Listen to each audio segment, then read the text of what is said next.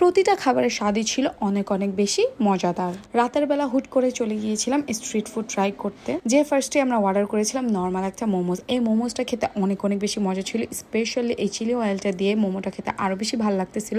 R each and everything perfect ছিল। মোমোর ভিতরের পুরটাও অনেক অনেক বেশি মজার ছিল, একবার খেলে আবার খেতে চাইবেন। দেন আমরা অর্ডার করেছিলাম সেম দোকান থেকে একটা কাপ বার্গার। এর আগে আমি ট্রাই করেছিলাম মিনি বার্গার, এখন ট্রাই করলাম কাপ বার্গার। মিনি বার্গার আর কাপ বার্গারের টেস্ট প্রায় সিমিলার, বাট এইটা কাপে দেয়, দ্যাটস এটা দেখতে এত বেশি কিউট লাগতেছিল।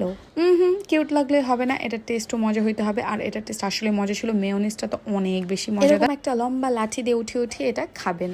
দেন অর্ডার করেছিলাম একটা meat box. Meat box as usual যেরকম থাকে সেরকমই ছিল, টেস্ট গুড। এত কিছু খাওয়ার পরে অর্ডার করেছিলাম একটা গ্রেভি মোমো। এই মোমোটা আমি প্রথমবারের মতো ট্রাই করছি। এটা আমার কাছে আসলে অনেক অনেক বেশি মজা লাগছে, স্পেশালি এটার ঝোলটা।